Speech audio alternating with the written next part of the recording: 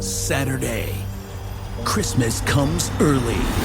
Unbelievable! Welcome to this incredible scene. Bills. To the end zone! Chargers. It's a touchdown! An exclusive NFL game. That's fantastic! Live in primetime.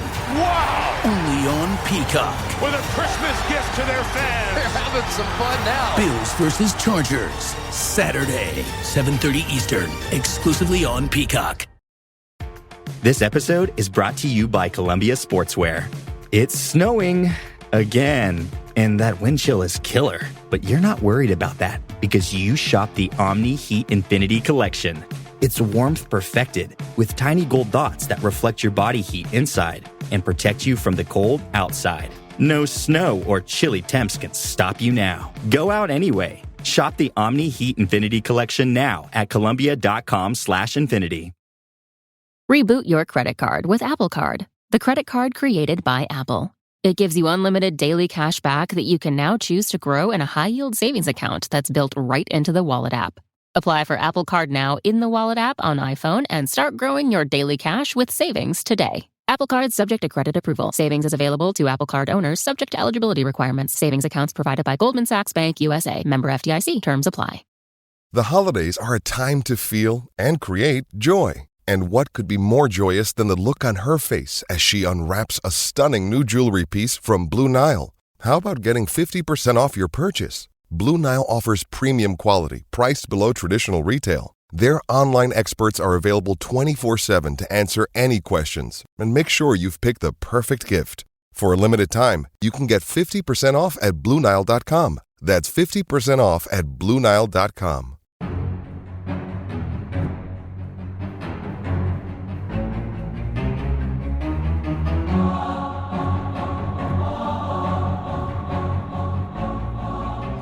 Welcome back to part 3 of the old guys look at the roster.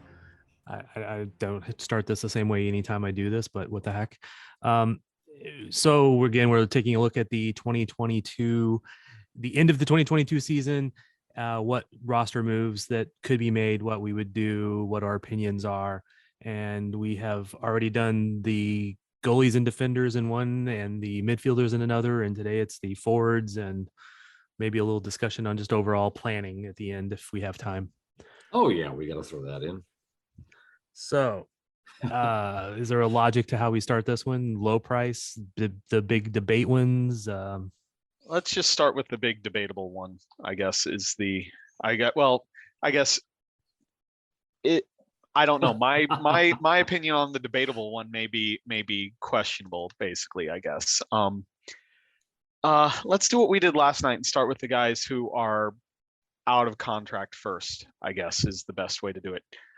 So that would be Kyrie Shelton would be the first one up because he is out of contract. Well, has an option for 2023, and that's all that's left. He does not have any guaranteed years left on his contract. $350,000 is his cap hit. This is one, I know we've said this for quite a few guys, nice guy, but it's time to move on, in my opinion. Robert? Well, that was short and sweet, Mike. I don't know what else to say. I mean, he is one of the, I almost said polarizing. Polarizing isn't the right word. He is one of the most. He's a lightning rod for comments. There we go. Yes, a lightning rod for comments is a very good way of putting it. He is very much a lightning rod for comments, and it's not all entirely his fault, I would say. I think in part it is because he's the one that in the end that is on the field and was responsible in the number 9 role to be a goal scorer and wasn't scoring goals. But I don't think that is entirely on him. But that said, he turns 30 next year. He is $350,000. I think you can find a more reliable, better, younger player who can fill minutes that he would take as a 3rd/4th winger and 3rd forward, basically. Of course, the longtime proponents have said He's good defensively. He works hard. True. He provides, as Mike just alluded to, depth on the wings, and he's best on the wing. I think we all know that. I think Kyrie knows that himself. I think the coaching staff knows that. He's best on the wing. So nice to have MLS experience depth there. He's athletic. He can give some fits to defenders because of that. All true statements. Nice guy. All true statements. But, and I've been saying this for a while, he's the worst soccer player on the team. And by that, I mean his skills on the ball, his soccer IQ is not terribly strong, in my opinion. He doesn't use his physicality as well as he should. So, yeah, I think I definitely agree. I don't know what Thad thinks, that it is time to move on, put somebody else in his spot. Just there's better out there that we can find for cheaper. I have to agree. Again, he's a nice guy, and this is one of the things that will tear me up is saying this. If I had to make the decision officially, if I was the guy in charge, it would be tough because he is such a nice guy and he does work hard and all that stuff. It's one of those things you said, Mike.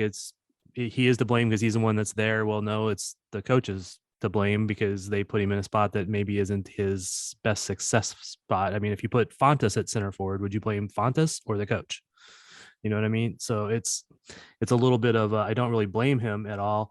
I do think that he's probably he's been more successful as the guy who doesn't score but does all the other things to help the team. I think that really took a downturn this year from that aspect of what he has been beneficial in the past.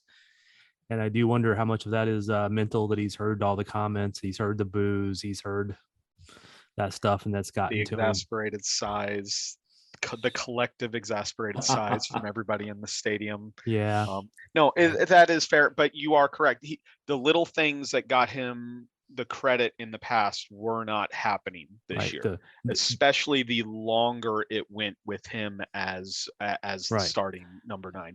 You got less of the hold up play, less of the finding passes. I mean, I remember looking at the passing maps as late on in when Shelton was the starter before Agata took over the role, and how little he was involved in the attack. It was a black hole in the middle of the attack, basically, because he was not there. He wasn't getting the ball, period. And whether that was them not getting him the ball because they don't trust him with the ball, or him just not doing the work to get open to get the ball. I don't know which one it is, but the ball didn't go to him anymore. It just didn't. Or if it did, it didn't stay with him. Yes.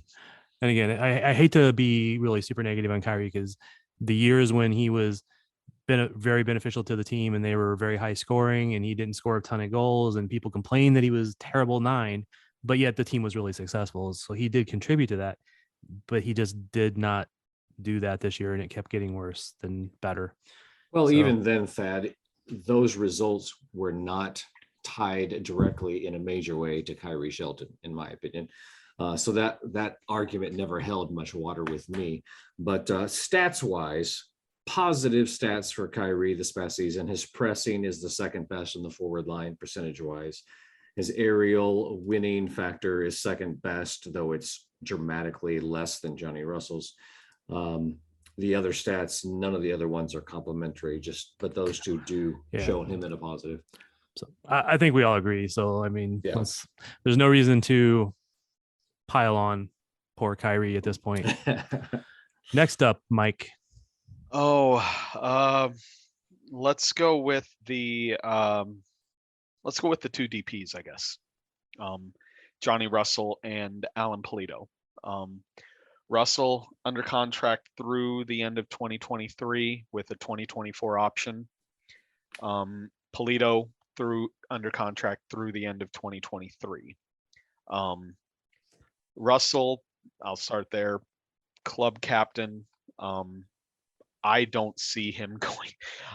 That this is an easy one for me. He's not going anywhere. He is he is a DP, so salary is what it is. It's $2 million according to the players union, but he still he's the one guy that I can see on the field that other than maybe Roger, who lights a fire under people's asses, basically. And you need a player like that. You need a player who will bite at you, basically, whether you're on his team or against him. Somebody that has some fight in them, and Russell still has that. So I don't see any reason at all to get rid of him. And it's not even a likely option because of the contract. But Robert? Yeah, I mean, his production obviously has been down this year like everybody else's. 8 goals leads the team. Of course, that's bolstered by PKs.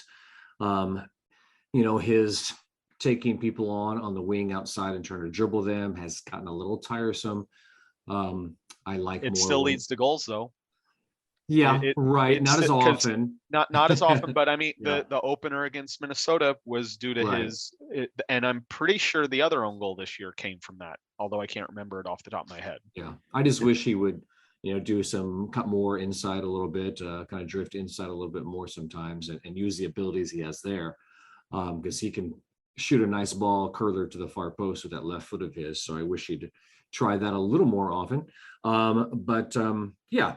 I agree totally with what you said, Mike. He's the fiery guy out there. He never stops working, never stops running, and never stops harping at either the refs or his teammates.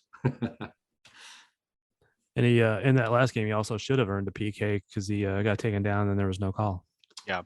Yep. I thought so. Never saw I saw the one replay they did in the stadium, and then I didn't see it again until it was on instant replay this week, where both Wiebe and Davies said it should have been a PK, and seen it again there. I don't see how it wasn't a penalty kick. Yeah. Same. I saw it live and I was on that end, but it was on the far side of the goal. So I was not 100% sure until I saw the replay. And anyway, that's not the reason to keep him. The reason to keep him is he's the captain. He's going to give you honest answers. He's going to, his heart's on his sleeve. He's happy. He's mad. He's energy. And I couldn't see a forward line without him at least being one of the options to be in there right now. What I'll say is let's put it this way. Going back to our conversation from the midfield one, this is one that that's going to lead to a lot of questions for next year, basically. Right. I think is going to be is the theme that as we're going through this that I keep coming back to. There are a lot of guys that we're keeping or that we say we should keep that come next year is going to be the bigger question for them, I think. And that includes Russell, who has a 2024 option, and it's going to depend on what his contribution is next year, in my opinion, basically, as to whether you pick that up, especially at the DP level. So you're previewing 33 at this time next year? Yeah.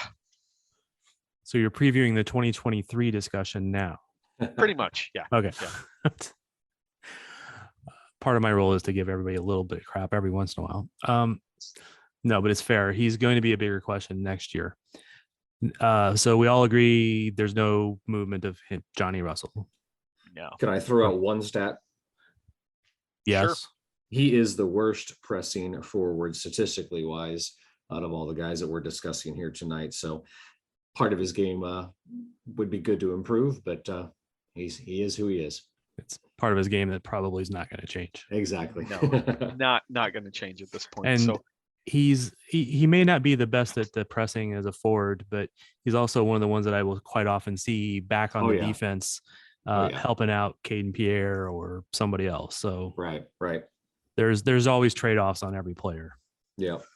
All right. Next up is the other designated player, Alan Polito.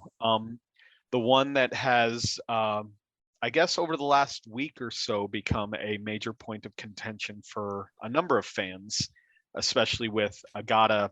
Agata maintaining his level of form as it is right now, and 2, Matt Doyle with MLS in his in his post game or postseason stuff that they're starting to put out for all the eliminated playoff teams talked about Sporting needing to look to buy Polito out.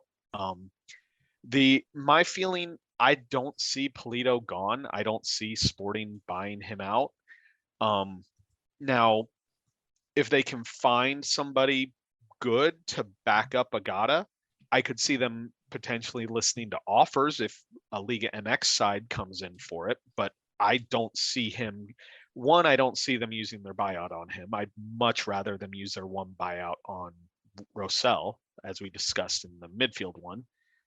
But I don't see Polito going away. I see a better chance of Agata getting some time out on the wing than I do seeing Polito gone. Robert, you want to chime in? Yeah, I mean, I think in our discussion boards, a lot of good points have been brought up. If we were going to buy Polito out, wouldn't have more likely been last year instead of this year? Would have made more sense, you would think. But at the same time, they didn't have a ready-made available option. Right, exactly. And because that wasn't Kyrie. Now you can, I don't want to say you can have that discussion now, but the discussion, if you want to have it, comes easier now that you have a forward who scored 7 goals. Sure. But also, I mean, another thing you want to think about maybe is how would Sporting look? I mean, unless they have a very negative report from the doctors on Polito, how bad would Sporting look if they bought him out right now and just said, so long, buddy? I mean, that would not look good. Face of the league, other DP candidates looking at Sporting and saying, oh, will they give up on their DPs when things go bad? I mean, you got to consider that factor. It may not be a major one, but I think it is a bit of a factor. But I mean, think about this though. Polito and Agata being up there, available to play striker. I don't know if I agree with Agata playing on wing much, but could work. Well, we know Vermes isn't going to play 2 forwards, so no. that's how you either get him on the field that way, or you. I didn't mean 2 forwards. Yeah. No. Well, either you get both of them on the field by playing one on the wing, or you drop Polito into the midfield, and in that case, you're taking off one of Kinda or Tommy to put him there. So that, in my opinion, is the more likely way you get both of them on the field, is put one of them on the wing. Again, that's not what I was referring to, but there may be another way to do that, which I may read an article about later. But anyway, just having the option of both of them is a strong option. I mean, if Polito comes out, doesn't perform, you've got Agata there who can slide in. Conversely, if Agata doesn't keep up his form, you've got Alan Polito there who's done it before, if Agata is the starter next year to begin with. So you've got options, and those are nice options to have. Sadly, I think if Polito is healthy, he's going to get the starts regardless of how. I would think so. I mean, Agata's going to have to be tremendously informed better than Polito for him to beat him out as the starter if Polito is even remotely healthy. Right. And there's still a lot of big ifs to that. If Sporting was going to buy him out, it could be because they've discovered he's not healing well enough. Right, exactly. So it's not just to give up on him after a year of injury. I mean, there would be legitimate reasons for them to say, right. And I mentioned that. Yeah, it would be great, but have a nice day. I have a feeling that of him and Kinda, I almost believe that Polito will come back even more than I do believe Kinda will come back. And the only reason I say it is just because of where I've seen them, the little bit of training I've seen them do online. I've seen Polito walking around fine. The last time I saw Kinda, he was on crutches. That doesn't mean he won't be that doesn't mean he won't be ready in time for preseason or anything like that. I'm not saying that, but it's just, you never know how these guys will come back from those injuries. Even they could be walking around fine today, they may not be able to play for another 6 months. You just never know. Mm-hmm. So, but I just don't see. I don't want to get into that sunk cost fallacy thing of, well, we've already spent this much money on him, we don't want to waste that money that we've already spent on him.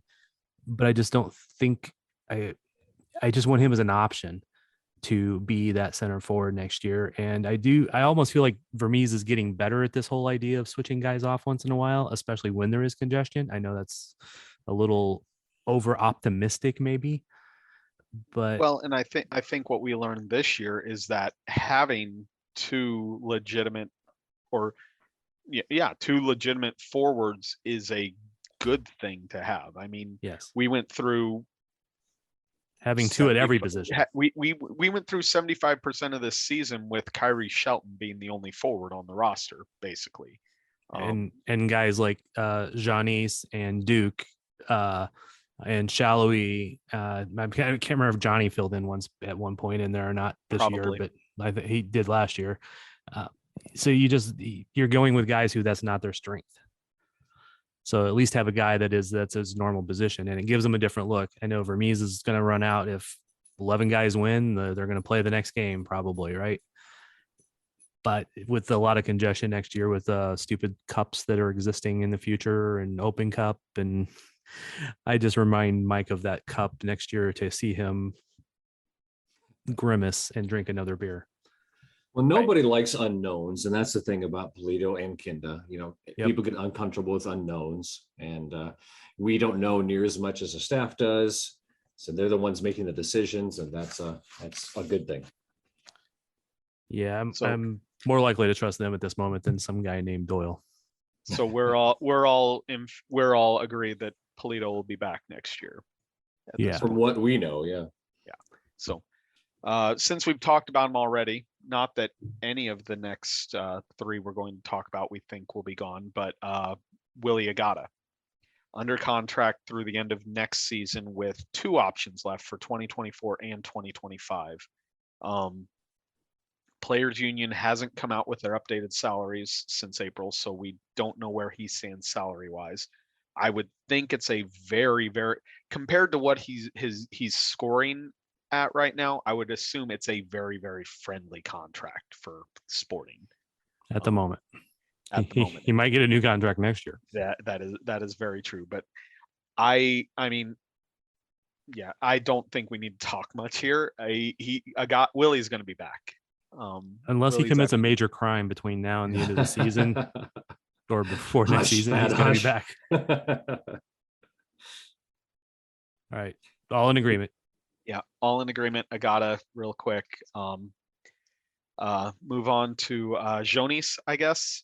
U22 initiative player under contract through 2024 with a 2025 option. He is, according to the Players Union, on a little over 600,000. He's 21.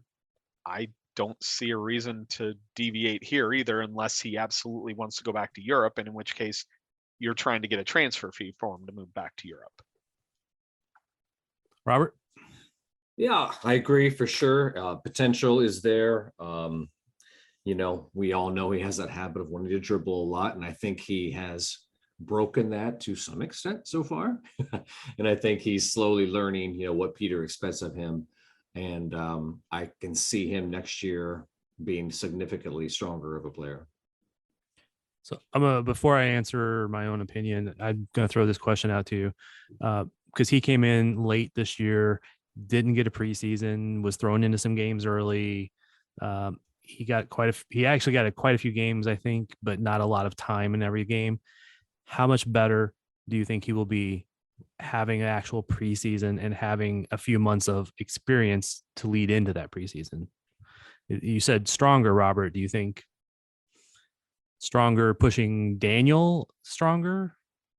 I don't think so. I think he's going to be a utility man. He can play in different spots. He could play, if we had to, an attacking mid. He can play on either wing. He can play as a false nine. So I think he's going to get any of the front four.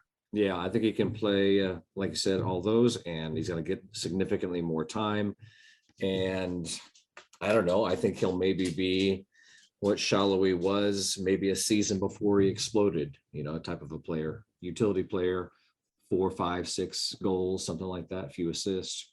I think there's a chance. I mean, so I'm going to backtrack back to what Robert said about his dribbling and him getting better at not always dribbling. When he does, I could see him pushing for Johnny's spot, honestly, because with Johnny's liking to dribble like that, I could see him filling that role of just attacking players 1v1 and trying to either fire on goal or play the ball across the face there. I think he has the ability, the similar abilities to what Johnny has in that regard. And if he can get smarter with when to dribble at players and when to find those passes, is what's going to be what can take him to that next step. So I would pretty much agree with all that. I do think that having that preseason will make him stronger, and he will compete for more starting time. And I will already qualify my next comment with it is a joke. But after having said he can play any of the front four, I expect to see him at the left back position. Well, you had said games played. He's actually, if he subs into the final 2 games of the season, not start, subs in, he will tie the club record for sub appearances in a season. So yeah, he's 25. But minute wise, he's only played about 9 games of 90 minutes minute wise. So yeah, he's not played a lot. He's not played a lot of minutes, but yeah, he's getting on the field a lot, which is sometimes just as good. Yeah, it's a good sign that. Yeah. I think it would be an interesting thing to look at, and we need to move on. But and Mike, because I'm not going to do the research, but the amount of minutes per age. So like he's 21. How does that compare to the minutes Duke got? How does that compare to minutes that a 22-year-old got over the last, say, 2 years? I think I did something like that a little while ago, but yeah, I think you did. But I think I did that with my the roster breakdown I did of PV's subbing last year. I think I looked at all that. I think it'd be worthwhile to update it with these guys as a I'll look. see if I get the time to look into something like that. Now, Mike, you're not the kind of dad who keeps track of your kids playing minutes, do you? No, I don't keep track of playing minutes. No, I keep track of wins, losses, goals, that Shots. sort of thing. Shutouts, all that. No, I don't keep track of as much of that. I don't do that sort of stuff. At least to the level that I do with SKC. If he did it with his son, he'd have to do it with every player on the team because he would be just that anal.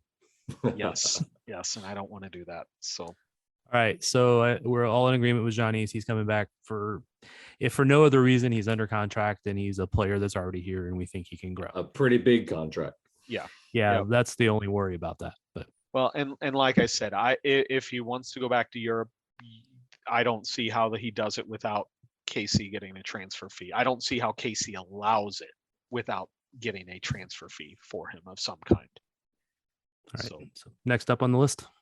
Well, the next one is the last one on the list for the forwards, is another very easy one, considering he just signed a new contract with the team through 2026. Daniel Shallowy. I don't think there's much to say here. He is going to get a nice raise from the I would assume from the 500,000 he's getting this year. I would expect him to be on a TAM deal next year, honestly. I don't see him not back. He'll be back next year. All right. Stat wise, Mr. Shallowy leads the team in goal creation actions per 90. He is third on the team in pressing percentage, successful pressing. By the way, Willie Agata is tops. And he is second in expected goals, plus or minus. So he's done a good job of finishing the shots that he should. He also leads the team in goals and assists. Total, yep. Total. Because he has 11 with Russell and Agata behind at 9. So right. He's the top goal contributor this year, I guess would be the way to say that. All right. There's no argument. I mean, there's just no way to argue that. All right. If he wasn't coming back, they wouldn't have signed him to the new contract. Right. Is the simple answer. Especially one that long. Yeah. Yes. That's the simple answer to the question on Shallowy. They wouldn't have. He wouldn't be coming back if they didn't sign him to a new contract. Again, he would probably have to commit some crime in order for him to not come back. I think all right. So we're through everybody. We've hit everybody on the roster. That's all 6 forwards. So yeah, we're done. And of course, obviously, there's always guys who can play a forward spot versus a midfield spot versus some other spot. But we've covered everybody. Now, with our last 9 minutes or so, put it all together. What would you do? And with all the unknowns that are out there, what do you do? I'm going to start with Robert this time. Mike gets to pontificate first, usually. Well, as I asked you guys before we started this, how are we going to kind of organize it and what is our goal here? I made the statement, and I think you guys agreed that this team, as it sits right now, its roster construction, we agreed is a playoff team next year. Probably a lower seed, okay? But they're a playoff team. So the goal then, Mike said, was we want them to be a cup contending team, okay? And the way you get them there, in my opinion, is we talked about buying out Uri and getting a strong number 6. Don't know if we can go DP level, I don't know if the money's there or whatever, but that is a key component. And then I also believe center back is somewhere we need to focus those efforts as well. So I think that can elevate us to where we need to be.